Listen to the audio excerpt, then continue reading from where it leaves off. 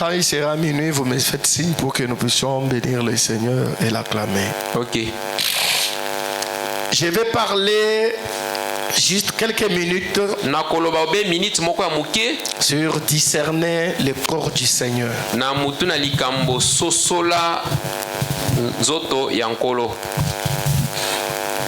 Discerner le corps du Seigneur. Parce que Paul nous a dit, Sœur Sharon, tu cherches à discerner le corps du Seigneur. Ndeko Sharon kokiko luka kososola nzoto ya nkolo. Attends, je te mets la date, je ne l'avais pas inscrite. Na komaki yango tezela na tala la date. Na tala mukolo na mbula wete ya maki. Le 12 août 59. Ezali mukolo azomi na mibale na sanza ya mwambe na mubu tukumitano na libwa. Paul nous dit que c'est lui qui mange et boit la coupe sans discerner le corps du Seigneur. Paul alobi ete wazali kolia to komela keni kozanga kososola nzoto ya nkolo. Mange son jugement. Azali komilie la ye moko kosambisama na ye. Il nous demande de discerner. Azali kosenga biso to sosola nanu liboso. Je ne serai pas trop long, mais j'avais voulu parler un tout petit peu dessus. Discerner le corps du Seigneur. C'est Sharon, je crois chez toi là, ça doit être le paragraphe 17. Essayez de voir si c'est. Eh bien, notre destinée, c'est ça? Si 17 dit ça. C'est Shekinah. Sinon, selon voix de Dieu qui est encore en anglais, c'est 27. Eh bien, notre destinée éternelle n'est pas vraiment déterminée par ce que nous voyons.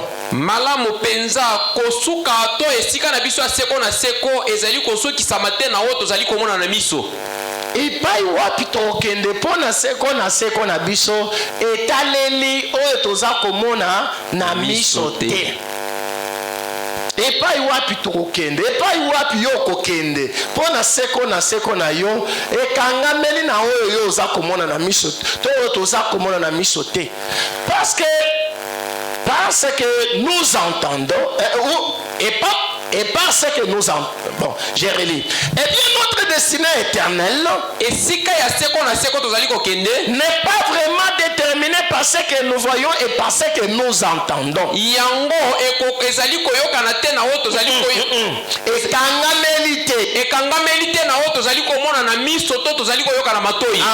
Mais elle est déterminée par le discernement que nous avons le discernement que nous avons, continue, de ce que nous voyons et de ce que nous entendons.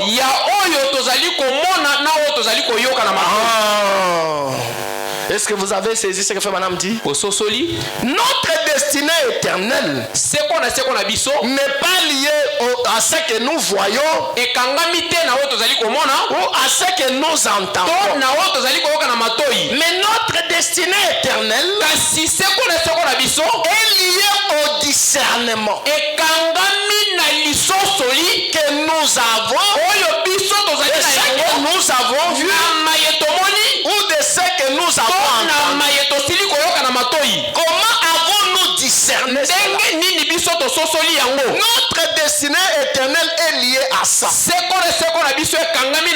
Tu peux entendre, tu peux même voir, mais tu peux mal comprendre. Et tu peux mal discerner. Tu peux te trouver dans une autre position. Alors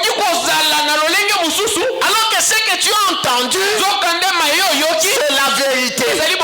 Ou ce que tes yeux ont vu, c'est la vérité. Mais toi, tu n'as pas eu le véritable discernement. Est-ce qu'on est ensemble? Alors notre destinée éternelle est liée à ça, à notre discernement.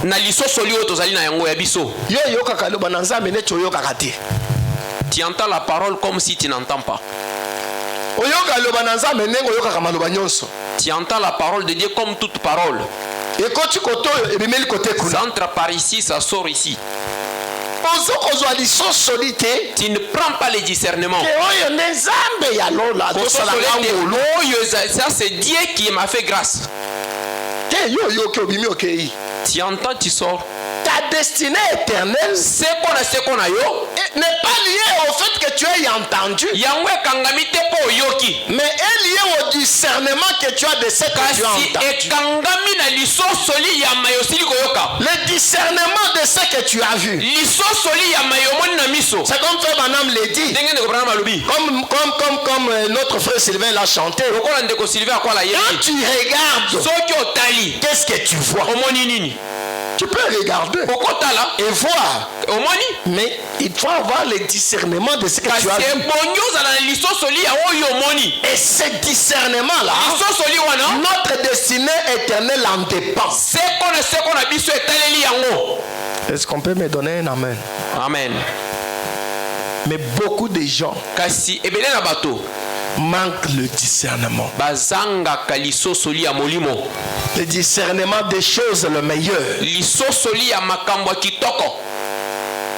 Quand tu regardes, qu'est-ce que tu vois? Quel est le discernement que tu as? On peut continuer, ma soeur? On ira comme ça jusqu'au 21. Paul ne s'en prenait pas aux Corinthiens du fait qu'il prenait la communion. Paul azalaki kotelemela ba kolito te po bazali kozwa elambo. Là où nous venons de lire. Et si ko tochi otanga. Il dit d'autres sont tombés malades. D'autres sont morts. Juste parce qu'ils ont pris cette communion. Il dit d'autres sont devenus infirmes. Parce qu'ils ont pris la communion. Est-ce que Paul rédige le fait de prendre la communion? Est-ce qu'il s'attaque à eux parce qu'ils ont pris la communion? Est-ce qu'il s'attaque à eux parce qu'ils ont pris la communion? Paul ne s'en prenait pas aux Corinthiens du fait qu'ils prenaient la communion. Leur acte était correct. De prendre la communion, c'est correct. Chaque chrétien doit prendre la communion. Parce que Jésus a dit faites ceci jusqu'à ce que je revienne. Jusqu'à son retour, nous devons prendre la communion. Quand nous prenons la communion, nous annonçons qu'il revient. Il retourne. Mais leur discernement était faux. Leur acte était correct, mais leur discernement était faux. À tel point que Paul dit d'autres venaient à la table du Seigneur manger pour se rassasier. Il dit vous avez des maisons, ici vous venez ici pour s'enivrer. Ici nous venons honorer l'ordre du Seigneur, pas pour venir nous rassasier ici, pour venir nous enivrer ici. Quand nous venons ici, nous devons avoir le discernement. Qu'est-ce que nous sommes en train de faire? Et ce moment, c'est un moment solennel. Ce n'est pas un moment où vous venez n'importe comment. Pour passer ici à la table du Seigneur. Parce que comme je venais de le dire, il y en a qui sont morts. Il y en a qui sont malades. Il y en a d'autres qui sont infirmes. Ils sont passés à la table du Seigneur. J'ai 117.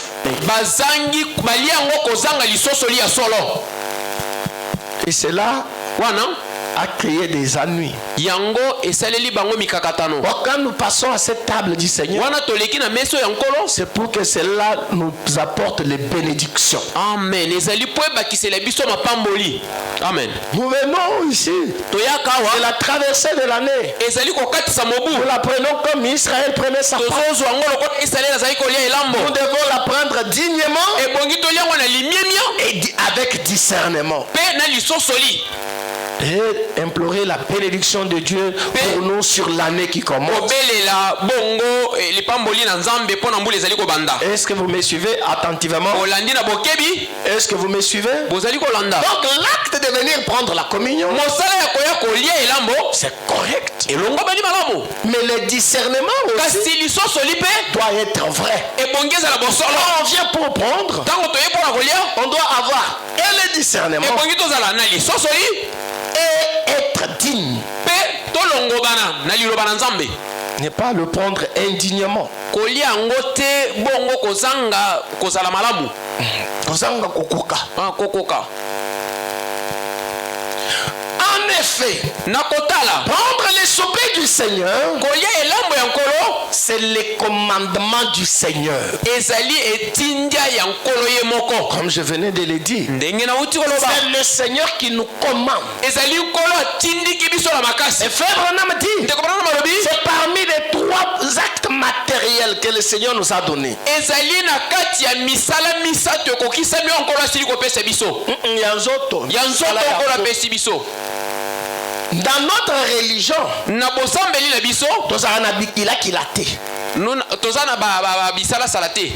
Mais nous n'avons que 3 ordonnances matérielles tozali na mitindo misato ya nzoto nkolo apesi biso physiques. oyo mpenza ya komona ya Le kosimba. premier, ya liboso c'est le baptême d'eau. ezali libatisi na kati ya mai Au nom du Seigneur na Jésus-Christ. nkombo nkolo yesu kristo. Le Seigneur nous ordonne ça. nkolo atindiki biso tosala yango na Nous le faisons physiquement. tosala yango na nzoto. Et chacun doit passer par. moko na moko ebongo ezwa libatisi na Et mai. ce matin, je voulais dire, na ntongo lelo alobi na bino vous qui êtes là, bino bozali vous wana n'êtes pas encore baptisés. ozwi nano libatisi te ya mai Allô? na kati ya mai. Au nom du Seigneur Jésus, nkombo ya nkolo yesu kristo vous n'avez pas droit de passer à la Sainte Seine. koleka awa te epekisami yo koleka awa te.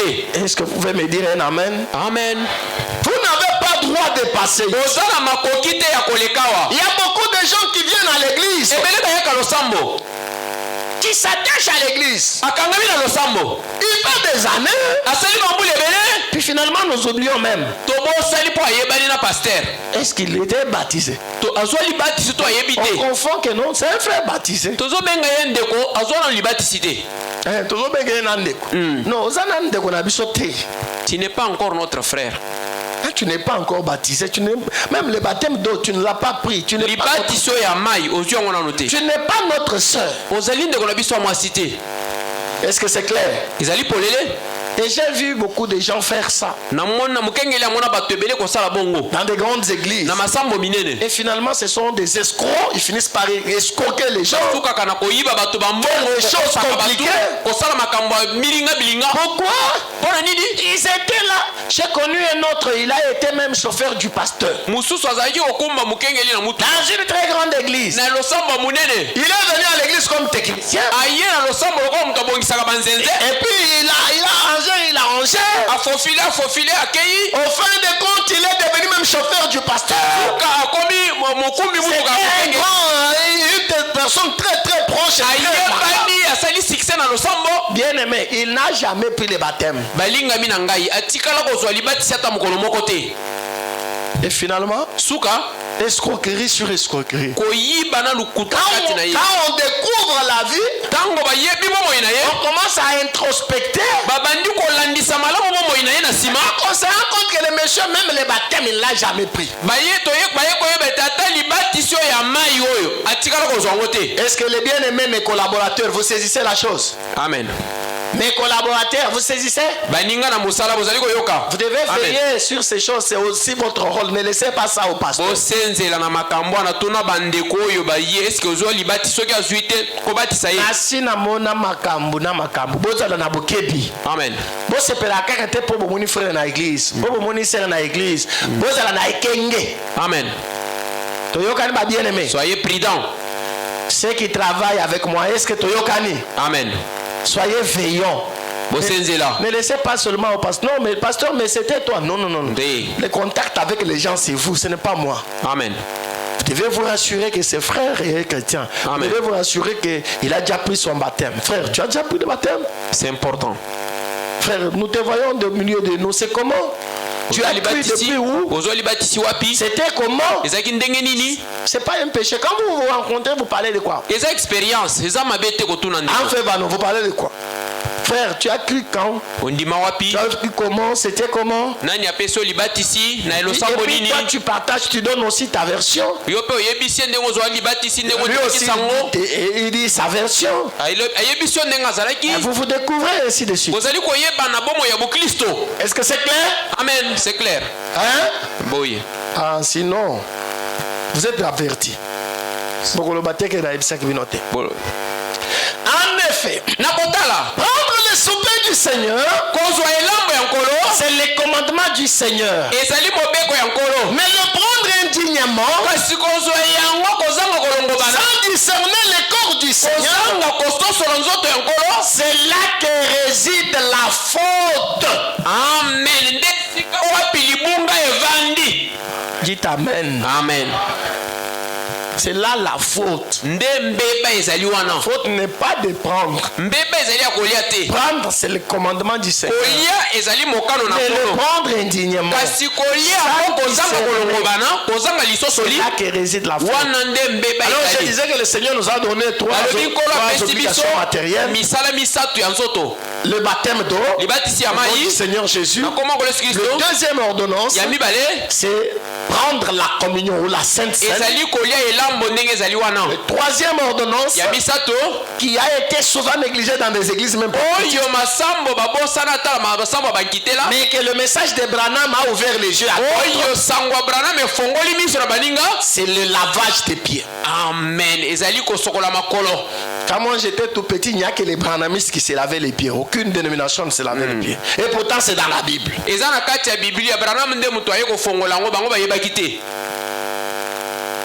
Trois ordonnances que nous sommes censés faire physiquement ou matériellement.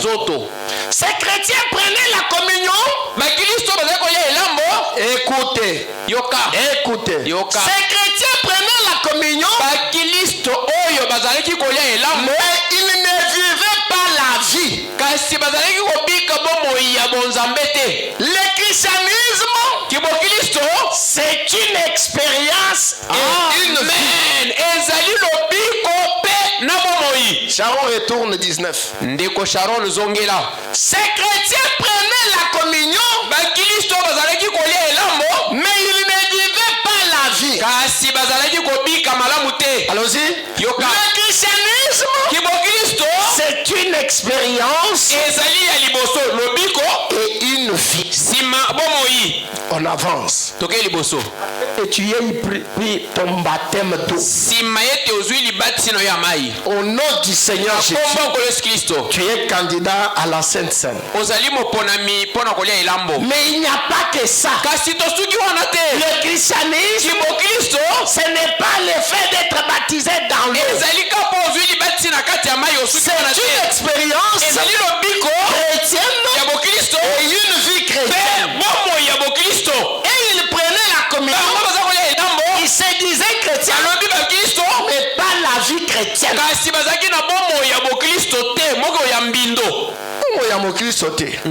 Continuons, Sharon. Frère Branham va le dire. Et ces chrétiens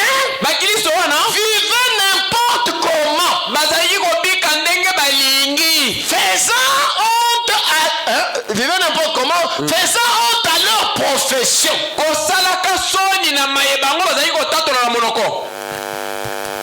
Ils vivaient n'importe comment. Leur vie n'était pas ce qu'ils disaient.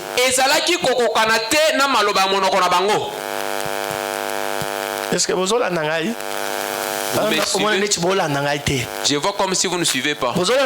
Vous suivez?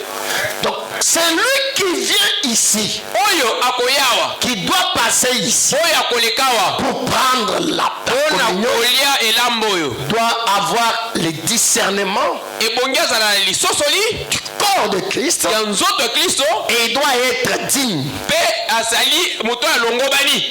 de passer et de prendre. C'est lui qui a déjà pris le baptême au nom du Seigneur Jésus, le baptême d'eau. C'est lui qui vit dignement. Qui vit comme un chrétien. Son témoignage à l'extérieur, on le connaît que ça c'est un chrétien. Continuez un peu à lire. Je crois que Frère Branham sera plus clair. Et Paul a dit, c'est pour cela qu'il y a parmi vous beaucoup de malades et d'infirmes et qu'un grand nombre dorment. Ce qui signifie qu'ils sont morts parce qu'ils n'ont pas discerné le corps du Seigneur. Et nous qui nous disons chrétiens, nous n'avons pas le droit de prendre la communion. Et nous qui nous disons chrétiens,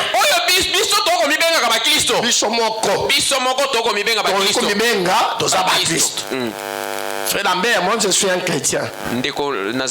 Ça c'est moi qui me suis appelé comme ça.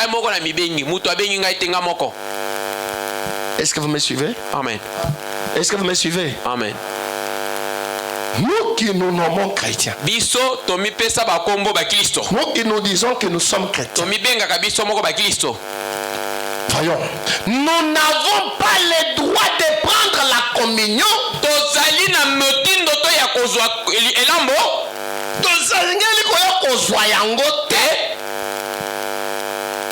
à moins que nous menions une vie irrépréhensible vis-à-vis du monde.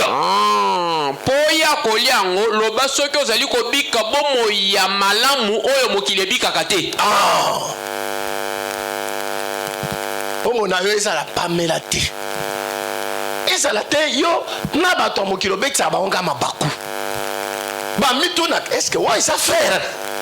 On ne pas prendre Baba misa lelo. Oh ba sœur. On va kende l'église. Yo bet sakaka ba pagan mabaku. Mais o mi bengi mu Kristo. Mais bon mo ina yo e la kisakate ko za mu Kristo. Batuli banda wana botika kaka. Te baba yayo. Ozana droit te ya koya. Koya wa te. Zongela. Ozali ozana makoki ya koleka wa te. Asala nini? Azonga avanga ayawa te oyo bateli yo te. Eyokani? Amen. Eyokani? Amen.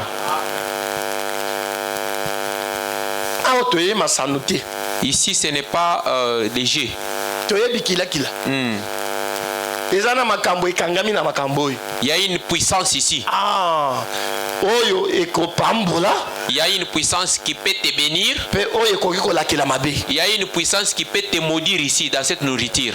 Ce que nous allons faire ici.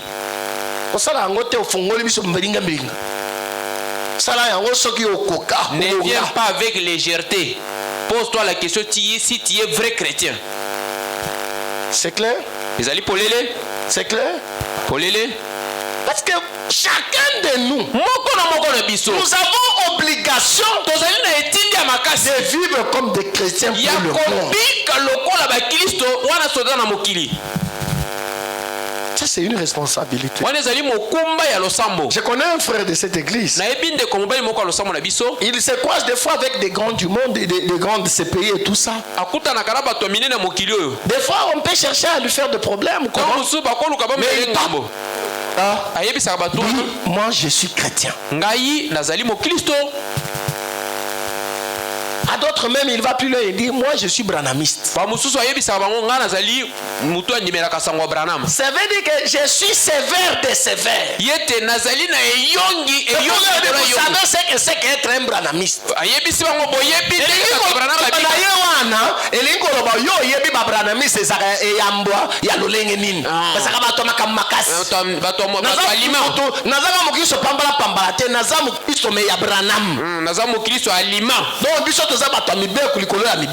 Amen. Est-ce que toi tu fais comme ça? Toi tu es un tel chrétien?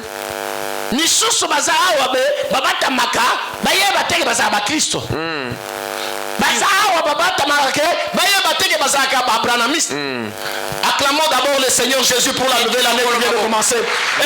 Tenir debout et acclamer plus fort. Avec des sifflets, avec des cris de joie. Amen, amen, amen, amen, amen, amen, amen, amen, amen, amen, amen, amen, amen, amen, amen, amen, amen, amen. Betela nkolo maboko makasi.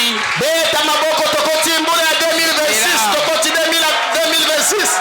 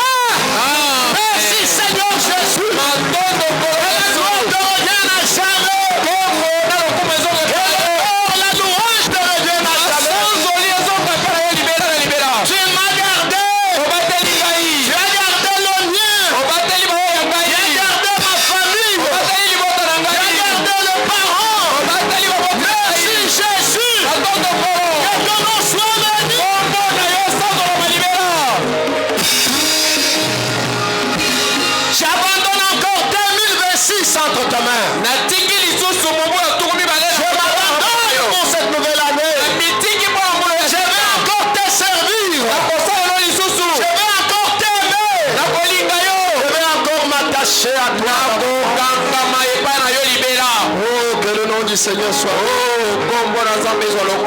merveilleux Jésus. La nouvelle année vient de commencer. Nous l'avons vu. Les diables pensaient nous laisser en 2025. Mais il a échoué. Nous sommes en 2026. Tu as vaincu, Seigneur. Nous nous consacrons à toi. Dans la nouvelle année, nous consacrons nos vies. Sois encore davantage plus proche de nous. Laisse-nous te servir. Là où nous étions faibles, que nous devenions forts.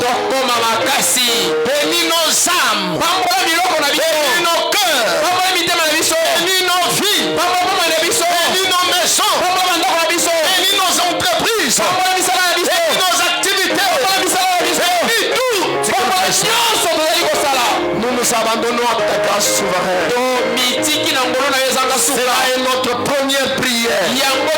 Pour ce nouvel année. Viens, oh Dieu. Remplis-nous davantage de ton esprit. Nous te servions. Que nous te soyons utiles. Au nom du Seigneur Jésus. Amen. Amen. Oh, acclamez le Seigneur.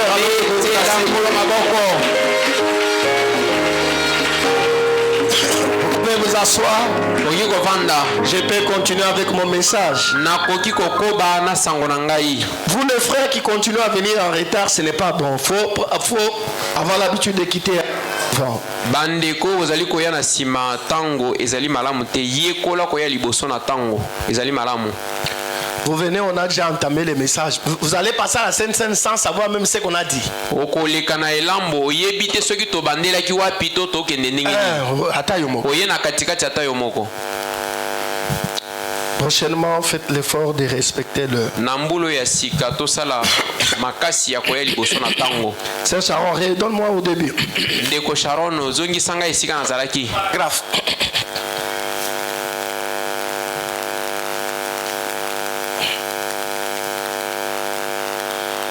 Et nous qui nous disons chrétiens, nous n'avons pas le droit de prendre la communion, à moins que nous menions une vie irrépréhensible vis-à-vis du monde. Est-ce qu'on peut dire amen? Amen.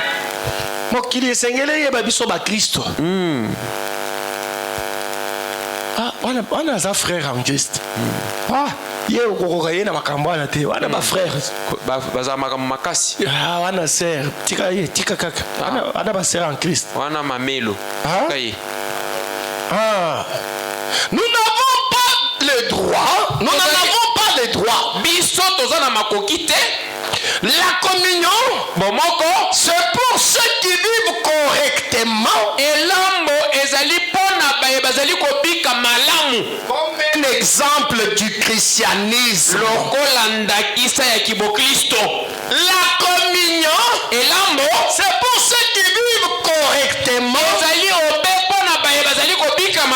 Comme un exemple du christianisme. Dites amen. Amen. Amen. Donc vous êtes des échantillons. Ah, les chrétiens sont comme ça. Le christianisme est comme ça. Quand on regarde, cette communion, c'est pour les gens qui vivent correctement. Qui vivent comme des chrétiens. Quand nous disons comme ça, on ne dit pas que tu ne peux pas faire une erreur. Je peux le dire comme ça. C'est pour ceux qui ont pris les fardeaux pour présenter Christ au monde. S'il arrive qu'ils ont commis une erreur, ils sentent une condamnation dans leur cœur. Ils ne seront pas libres, ils vont se partir. Amen. Amen.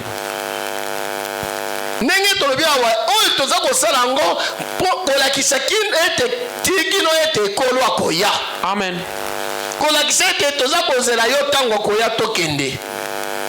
Mais yo obikaka kokanisa yango te. Otalaka yango te, yo zalaka na makambo ebele, yo zana makambo na yo. Oya kolo oyo yake na milengele na bika lokolo mukristo mukolo moko kola ko yapo na kozwa nkako kamatangai bomo inanga zande nini awa na sadi mbeba awa na biki boy koloni mbisa bongisi opeteli bombo na yo okobi mobembo te yo saborto yo tiaka solo likolo bika ndenge olingi. Toi tu fais comme tu veux, tu es libre.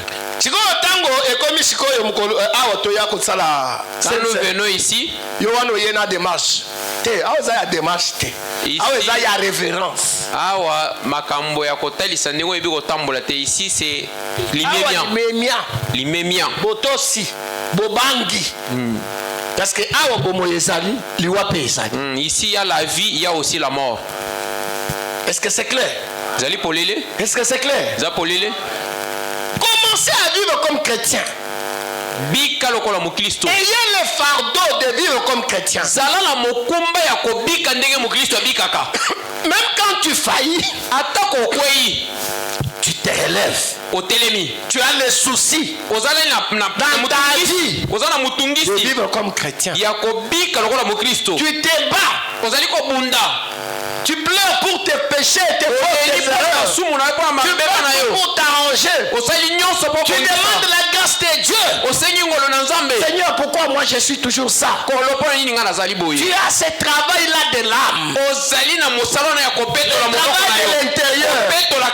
Si tu es ça, même si tu commets les erreurs, tu es chrétien. Amen.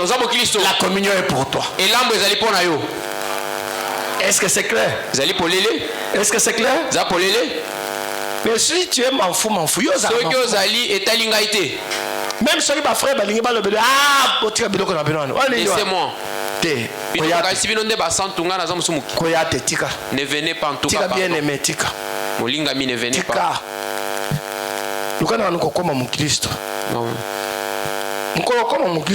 Les jours où tu seras chrétien, tu vas passer. On voyait les frères. Bazako causer la kaka l'air et comme boy. Nde akoluka bande ko posenga bango pardon. Nde ko ngai na sabela ki oboy. Tango to komi pene ya Saint-Seine. Nde ko ngai na sabela bo limbi santé. Ki mu Kristo eza bomo na biso ya mikolo nyonso ezali te kaka ya mukolo ya Saint-Seine. Amen. Le christianisme. Dites amen. Amen. Dites amen. Amen. Le christianisme, notre christianisme, n'est pas seulement quand nous approchons de la Sainte Seine. Notre christianisme, c'est notre vie. Nous sommes des agneaux à vie. Nous cédons nos droits. Nous acceptons des fois les injustices. Parce que nous sommes chrétiens. On va faire comment? Je suis chrétien.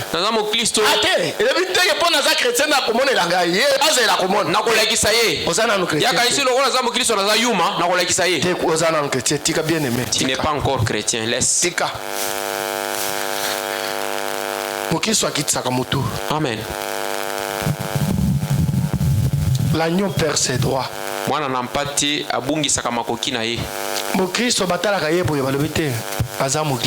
Amen. Continuons. Ça, on continue. Vous allez m'excuser pour cette petite toux qui me dérange. La pire des choses qu'il y a au monde, c'est une personne qui essaye d'imiter quelque chose. Et on en a trop au monde aujourd'hui. J'en garde. La pire des choses qu'il y a au monde, c'est une personne qui essaye d'imiter quelque chose. Bongo. Et on en a trop au monde aujourd'hui. Kozala mukristo ezali komeka kosala te. Kozala mukristo ezali loko ezande motema na Yohane. Amen. En réalité, à l'intérieur, les chrétiens c'est le cœur. Amen. Amen. Est-ce que vous me saisissez? La religion. Oh, je suis chrétien. Oh, je suis chrétien. Non, chrétien, c'est le cœur.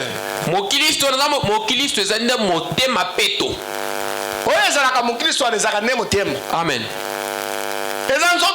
C'est lui qu'on appelle le chrétien là, ce n'est pas toi, c'est le cœur. C'est le cœur. Amen. Ça motema. Ton cœur là motema na yo est déjà autre. Eza eloko mususu. Est déjà changé. Et comme Yesu. Ton cœur là motema na yo veut la paix. Elingi kimia. Fais pas de problème. Elingi nango mekakatano tena ngambo. Ça peut lâcher. Ekoki kotika nango. Parce qu'il veut la paix. Pete elingi kimia, motema elingi kimia. Le cœur est déjà chrétien. Motema esili kokoma mo Kristo. Il ne voit pas vivre les chrétiens. Et puis le corps commence à faire l'effort pour faire aussi comme les chrétiens font. Tu ne sauras pas. Tu ne sauras pas. Cherchez d'abord que le cœur change. Amen. Amen. C'est profond. Est-ce que vous me saisissez? Amen. Le chrétien, mon Christo, c'est pas la chair ici. C'est pas le corps. Oh non, Dieu ne regarde pas le corps. Et Dieu ne regarde pas l'extérieur. Il regarde les cœurs. Ils disent bien. Ils ne mentent pas. C'est la parole. Dieu regarde les cœurs. Mais les cœurs, c'est lui qui fait agir l'extérieur.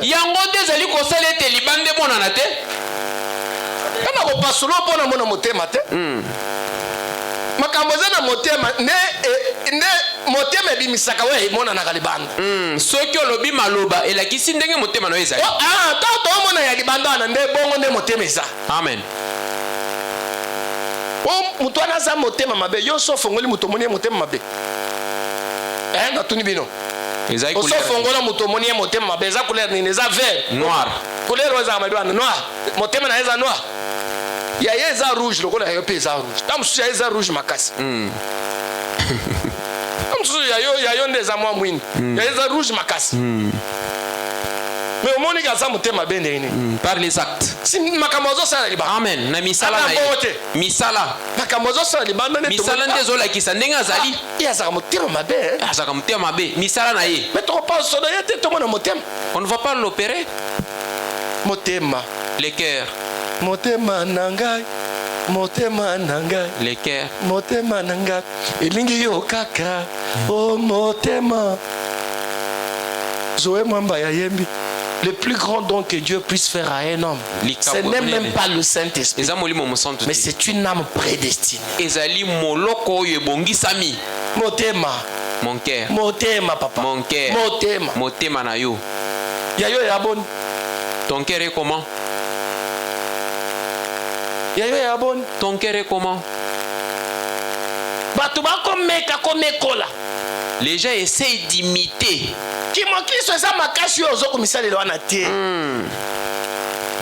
Travailler mon thème. Est-ce que ça aussi mon thème yasika? Amen. Je vous donnerai un nouveau cœur et un nouveau esprit. Il y a un motema zaka ya kanda. Motema no ezaka ya kanda. Ya masumu. Péché. Yo kanisaka mabe. Yo makambo apeto elekela kayote. Et puis les autres ça la cause seka. Donc yo bosoto et pas yo za la kakimia. Osave yango za pété. Et puis auto yemango yo yemango koyate. Kokoma ta pembeni na kiti wana te.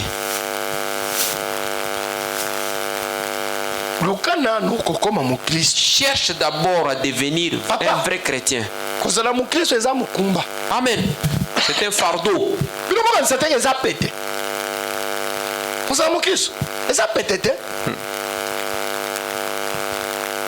J'ai vu un ami à moi que beaucoup d'entre vous connaissent. Je l'ai vu au courant de la semaine. Il m'a envoyé quelques photos. Il n'a pas parlé. Et puis je vois des vidéos. Je vois, on l'a mis, il est allé demander pardon dans l'église où il était, où il avait quitté.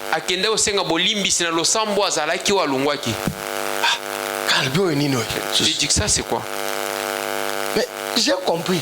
Parce que je suis aussi chrétien. J'ai compris que Son cœur a parlé. Le gars lui a dit, va arranger ça. Et quand j'ai parlé avec lui aujourd'hui, il me dit, je n'ai dit à personne. Même ma femme ne connaissait pas. Même les frères que j'ai amenés, je lui ai dit, c'est n'importe la peste, habille-toi bien, on part quelque part. C'est en route que je lui ai dit. Il dit, je ne voulais dire à personne pour ne pas avoir des obstacles. Quand le cœur parle de Dieu. Amen. Vous devenez qui? Esclave. Esclave, oui, c'est ce que je veux dire. Quand le cœur, quand il est déjà changé. Ce qui est ligné bon, papa, tu n'es plus toi. Amen. Moi j'ai connu un cas. Un bien-aimé pasteur qui s'était mal conduit. J'étais fâché, j'ai parlé. J'étais totalement d'ailleurs déçu. Non, je ne lui ai même pas parlé. Voilà. Je me croyais, j'ai fait 2, 3, 4 ans. Un jour, je suis à Dubaï. Mon dernier voyage à Dubaï, je crois celui de 2023. Je suis à Dubaï. Un jour, j'ai lu Febranam. J'ai lu une citation qui n'avait rien à voir de ça. Et puis quand j'ai fini la citation, on m'a dit, c'est le frère du pasteur là. Va.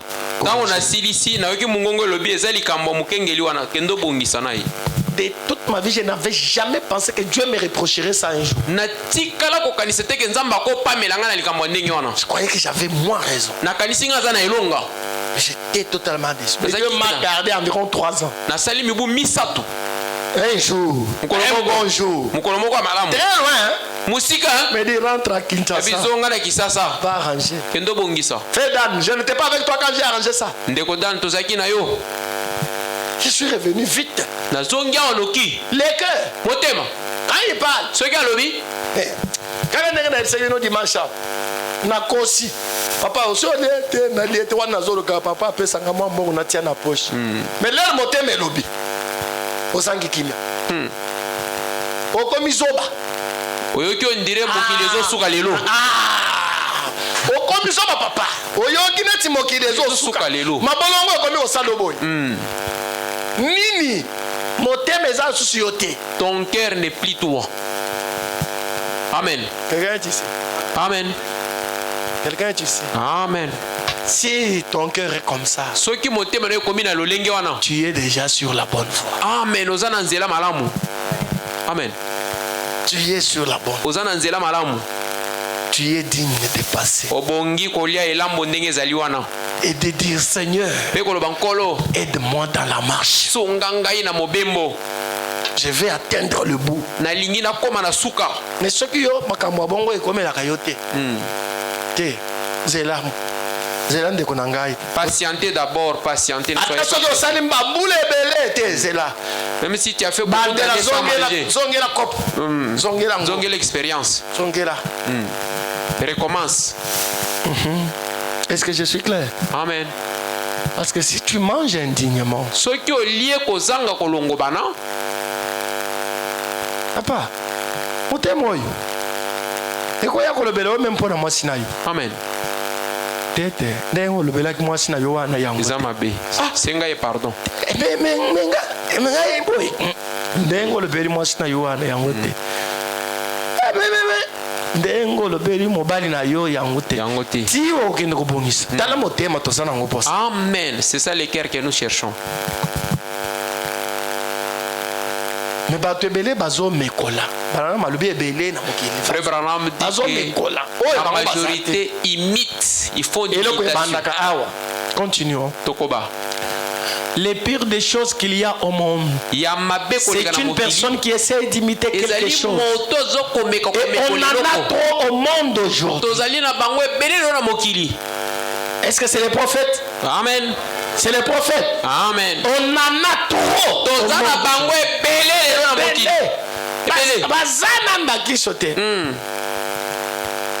ndeko na ngai ekosunga yo ndenge na nini oza okomi na mokristo te me olekisi na biso bambula ebele oyembaka banzembo osalaka boye me oza na mokristo te ozokosa kaka neti moko na biso na suka kolo aboyakisi yo ça fait mal. ngai pardon na kolekisa ntango na nga bongo te. Amen. nazanga nyonso nayokisama même soni epa na bino babenga na ngai même lokola pasteur awa mais kolo andima ngai. Amen. Les aya mutu ya koleka. On passe à la suite. En ces jours-ci, non seulement nous faisons, nous sommes coupables du même crime pour lesquels Paul était en train de réprimander l'église corinthienne. Mais nous sommes coupables d'essayer de faire quelque chose que le Seigneur avait recommandé.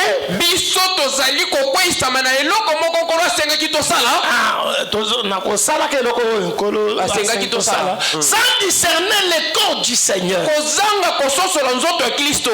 corps du Seigneur, ce sont les croyants. Amen.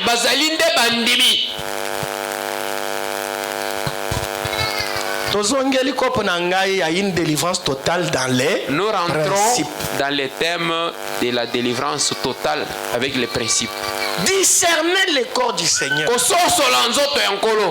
vous devez passer ici, le corps du Seigneur, c'est lequel?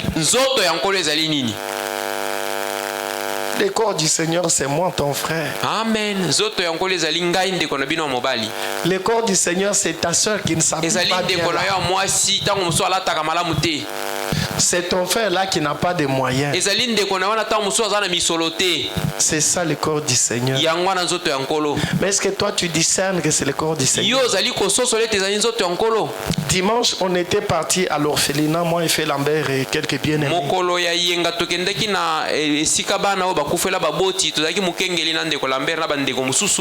Et mon épouse et mes deux huissiers qui sont souvent avec moi. Féric et son épouse aussi. Exhorter les enfants. Fé Lambert a exhorté les enfants. Et il m'a demandé de parler aussi quelque chose. C'est là que je me suis rappelé. Et je leur ai parlé. Parce que ce sont des enfants abandonnés. Il semble qu'ils ne sont rien. Alors je me suis souvenu quand je parlais de l'histoire que Fé Branham raconte. Un homme a prié une fois. Il a prié. Senti l'onction toute la nuit. Il a dit Seigneur, demain je vais te recevoir. Je ferai un repas pour toi. Viens Seigneur. J'apprêterai la table. À minuit juste. On va manger. Il a fait tellement l'onction toute la nuit. Et le matin, il a commencé à prêter la nourriture comme les sœurs parfaites. À midi, la table était dressée. Et à midi juste, un monsieur pointe à sa porte. Un clochard. Un clochard. Il sort. Il vient, il trouve ces clochards. Qu'est-ce que toi tu fais ici? J'ai un rendez-vous. J'ai un grand rendez-vous. J'ai un grand invité qui va arriver de mon moment. Qu'est-ce que tu fais? Non, je fais juste un peu à manger. Il dit, il fait un peu de colis. Il dit, disparaît vite. Tu ne dois pas t'aider. Et puis l'homme a pris. Le chat a pris, il est parti. Il a attendu son invité. Jusque tard dans la nuit. Son invité ne vient pas. C'est alléluia là, il est où? Je ne le vois pas. Amen. Le monsieur là est où? Quel est où? Lève la main.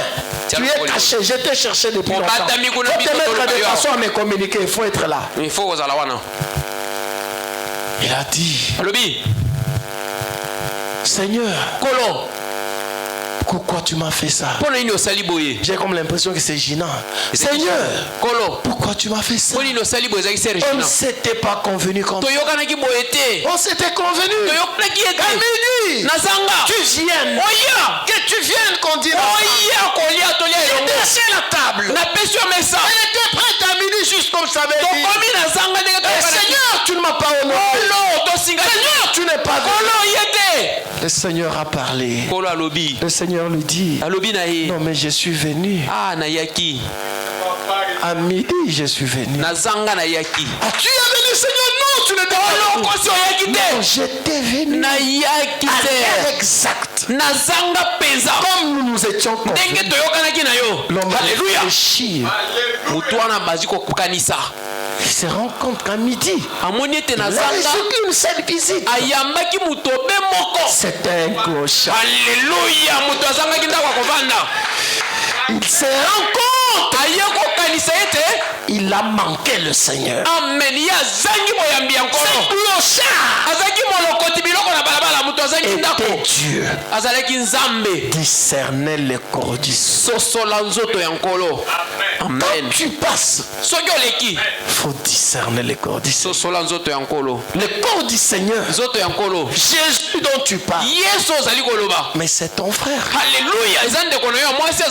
Dont tu parles. Mais c'est ta soeur. Comment tu peux aimer un Dieu que tu ne vois pas? Alors tu es incapable d'aimer ton frère. Tu es incapable de faire une bonne action. Des fois le frère souffre. Il vient te voir. Toi tu as l'argent dont tu as un projet. Mais le frère a une difficulté.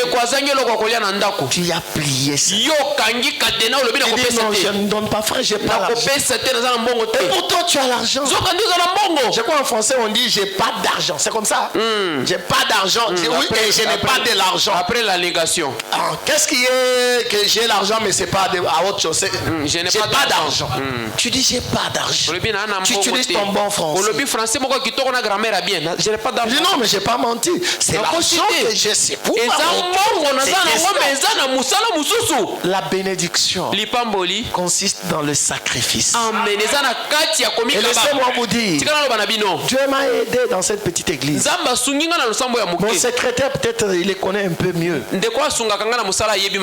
J'ai vu que nous avons des problèmes avec nos offrandes. Dieu m'avait déjà promis qu'il va me bénir cette année. Avant que ne soit la fin, il va bénir.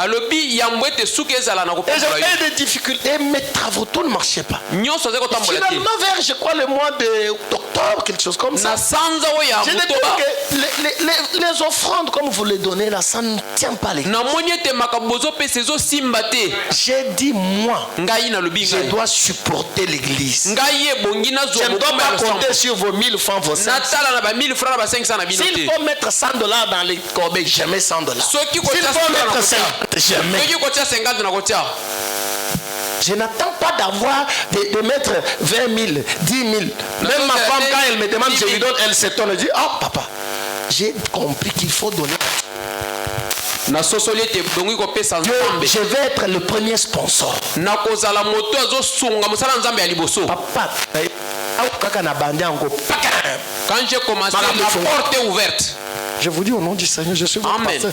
Il y a des choses que je dois des fois garder pour moi-même. Mon époux me reproche. Mais je vous enseigne. Je vous enseigne par la vie. Mais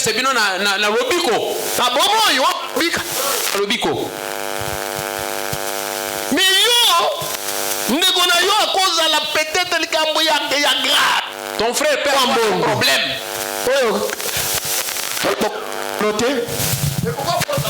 Micro na bino ezo simba malamu te.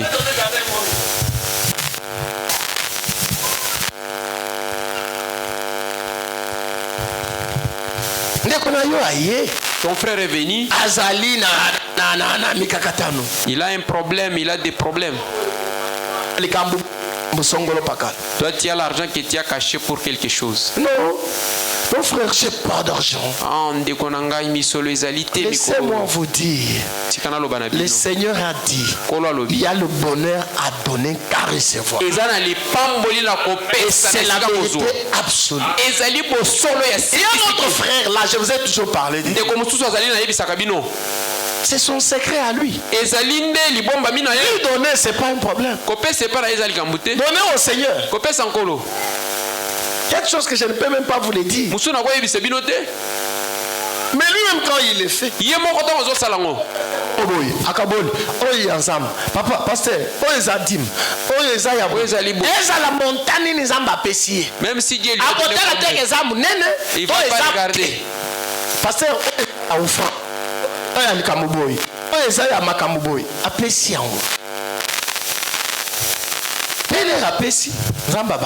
amen. Moi j'ai vu ça dans ma vie. J'ai peut-être seulement $100. J'aimais l'église. J'aimais les 100 là. Papa, la même nuit là, je ne manquerai pas l'argent. C'est automatique. Votre frère, vous êtes incapable. Mais nous sommes frères. Mais nous venons à la même communion.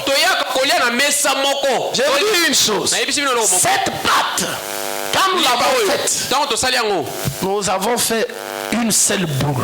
Je veux que vous le sachiez. On ne le fait pas en plusieurs boules. On fait une seule boule. Ça représente un seul corps. Maintenant, cette seule boule là, nous avons commencé à les diviser. On fait autant de morceaux de pain.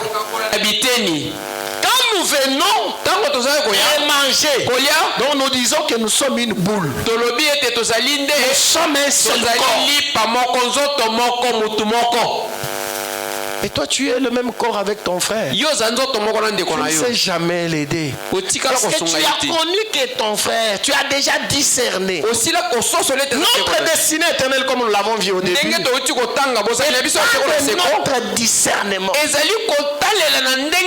que nous voyons, et ce que nous entendons. Est-ce que toi, tu as déjà discerné que ton frère là, c'est lui Jésus. Ta sœur là, c'est lui Jésus. Et peut-être vous ne vous parlez pas. Mais vous venez passer pour prendre. Non, vous n'êtes pas digne de passer. Vous n'êtes pas digne de venir. Mes frères, mes soeurs, discerner le corps du Seigneur. Sharon, je crois que c'était fini, c'est paragraphe 21. Discerner, je crois que c'était ça la fin. Discerner le corps du Seigneur. Peut-être le finir, mais c'est cette partie qui m'intéressait plus. Tu peux donner la suite. Discerner le corps du Seigneur. Mais aujourd'hui, nous faisons des choses sans discerner la parole de Dieu. Continue. Nous devions avoir le discernement de tout ce que nous faisons. Ça devrait être mesuré avec la parole. Nous devons avoir le discernement de tout ce que nous faisons. Tout ce que nous faisons, ça devait être mesuré avec la parole. Est-ce que nous sommes c'est comme ça que nous faisons. En réalité, c'est ça être chrétien. Ce que tu fais là. Moi, je suis des fois avec ma femme. Elle peut avoir même certaines réactions. Je me dis, ça, c'est pas la parole. Et elle écoute quand il entend que c'est pas la parole. Parce que tout ce que nous faisons, nous devons le mesurer avec la parole. Amen. Amen. Comme je l'ai dit, si nous sommes des esclaves, Amen. Amen.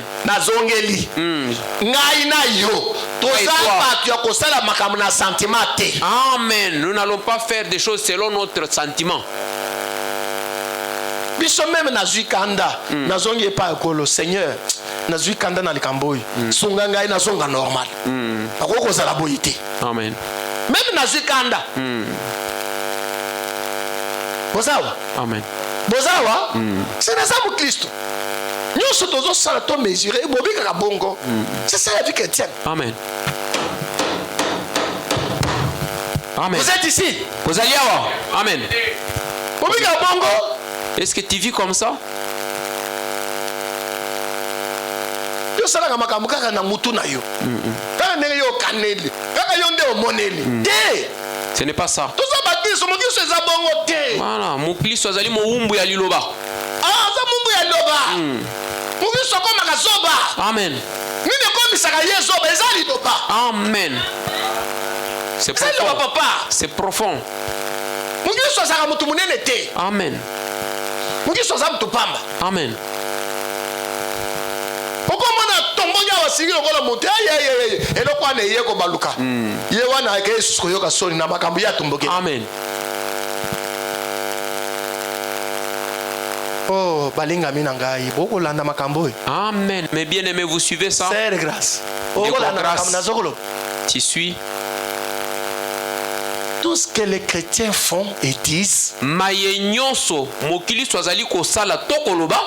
devrait être mesuré avec la parole de Dieu.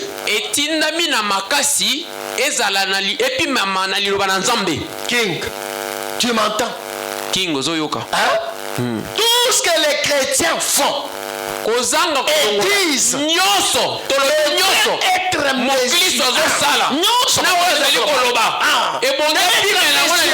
avec la parole de Dieu.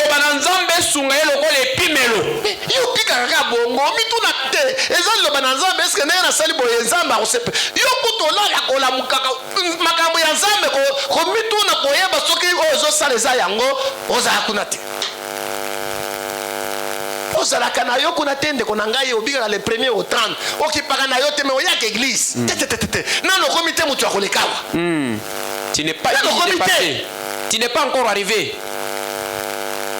Un chrétien fait les efforts pour vivre la vie chrétienne. Amen. Il s'examine. Il examine tout ce qu'il fait, tout. Amen. Toi tu es sage à tes propres yeux. Yoko sala makamute ndenge olingeli. Kaka ndenge yo lingeli, kaka ndenge yo monedi. Mutu aloba na yo te. Que personne ne parle.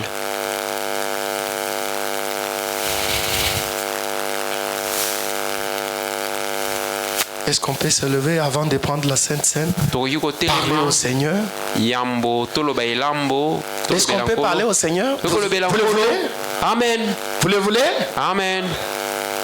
Kolo Yesu abuyaka motote